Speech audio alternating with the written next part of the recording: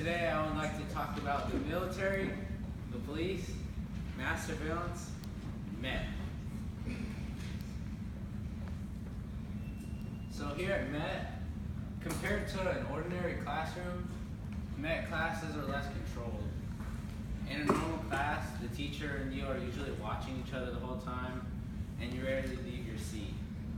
In MET, you're free to walk around to the various classrooms and be productive without being watched by the teacher. You're not told how to think or how to solve a problem.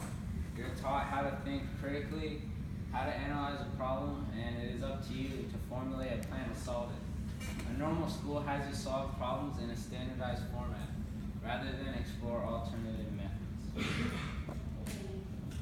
Military-industrial complex. A country's military establishment in those industries producing arms or other military materials regarded as powerful vested interests. As you can see this comic, the politician standing next to his defense general. Why, you fiscally irresponsible bum, you're bankrupting our country. And you see the defense general with many medals of honor and stuff like that, clearly high rank, probably raking in tons of money for America. Mass surveillance.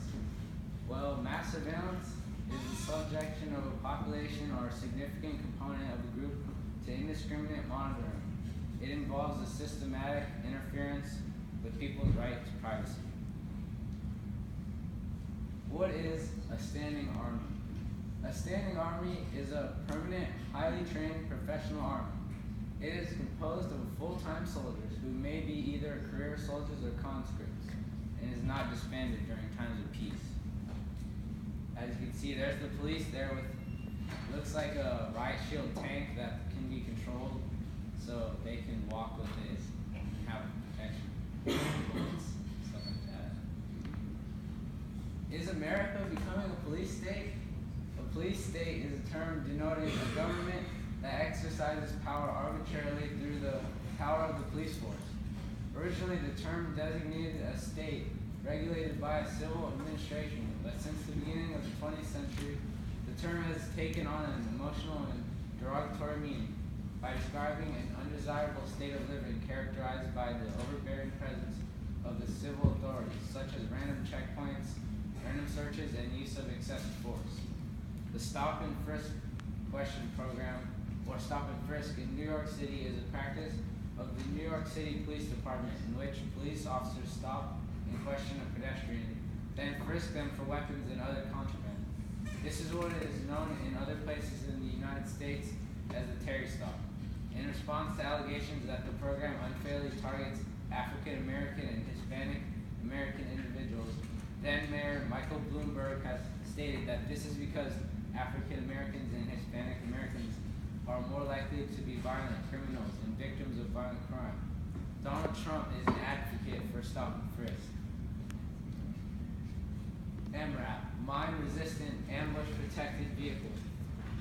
The MRAP, previously used in the Iraq and Afghanistan wars, is able to withstand IED detonations, while the crew inside should survive.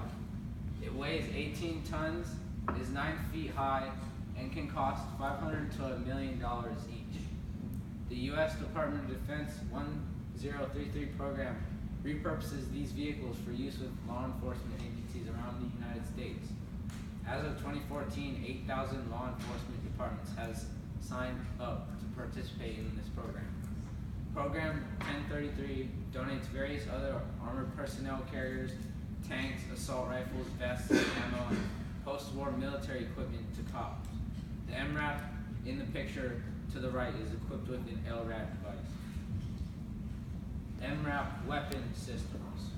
The LRAD, or long-range acoustic device, capable of issuing commands, playing sounds, and causing permanent hearing damage. Used by federal law enforcement in protests of Occupy Oakland, protests in Ferguson, in the aftermath of Michael Brown shooting, and the North Dakota Access Pipeline protests, or DAPO. The LRAD can be input with sound files to emit deafening noises to disperse crowds. LRAD broadcasts have been optimized to 1 to 5 kilohertz range, where human hearing is most sensitive.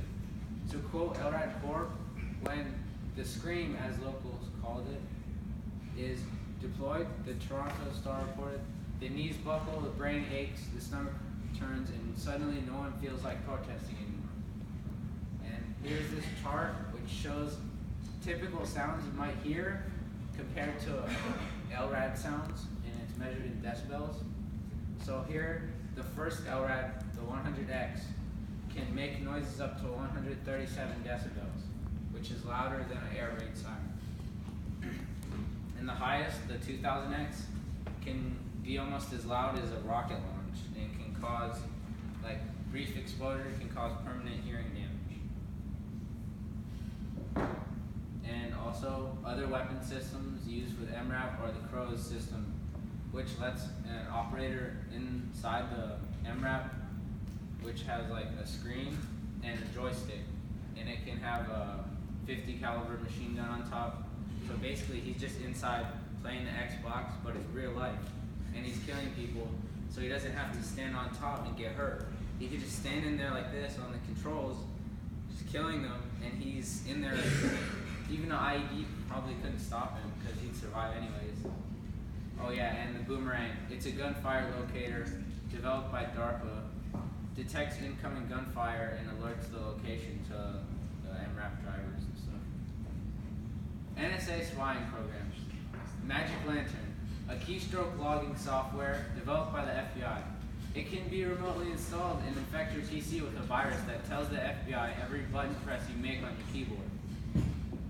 Bullrun, a highly classified decryption program used by the NSA. Previously encrypted data that was useless now can be decrypted with Bullrun.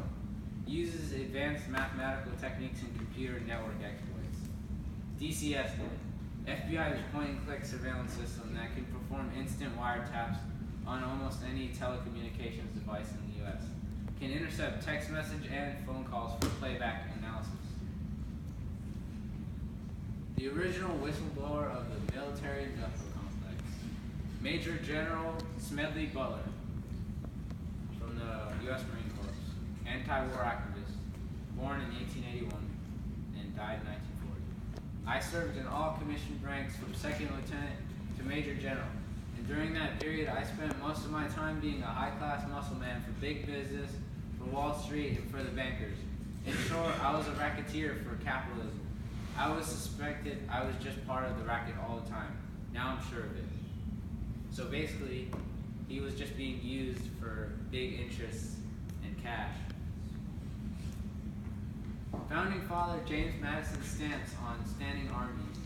In times of actual war, great discretionary powers are constantly given to the executive magistrate. Constant apprehension of war has the same tendency to render the head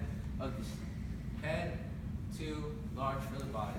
A standing military force with an overgrown executive will not long be safe companions to liberty.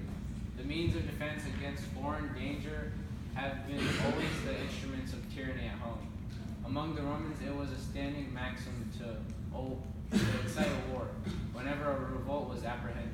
Throughout all Europe, armies kept up under the pretext of defending have enslaved the people. June 29, 1787. So what he's basically saying is, after the government would try to stop you from throwing them over, they would start a war, which would basically keep you busy fighting that war for them to give them money and resources that you take from the war. The costs of the war on terror. In 2015, military spending accounted for 54% of all federal discretionary spending, a total of $598.5 billion. Directly or indirectly killed around 1 million people in Iraq, 220,000 in Afghanistan, and 80,000 in Pakistan, a total of about 1.3 billion. In September 2016, the United States signed a $38 billion military aid deal with Israel. And in 2014, an average of 20 veterans a day died from suicide. 10 to 20% of veterans have PTSD. To conclude, the United States government is spying on its own citizens and stripping them of their liberty since 9/11. The government is overspending on military, 6.6 trillion in taxpayer dollars for the war since 9/11. The government funds the enemy to maintain endless war. The government is funding Israel's genocide of Palestinians, and the government's still drone striking children in hospitals in Syria, and they hide behind claims of defense and national security while maintaining 800 plus military installations around the globe. The land of the free, but our country is still home to 25% of the world's prisoners, 2.23 million, or 2.2 million prisoners in 2013.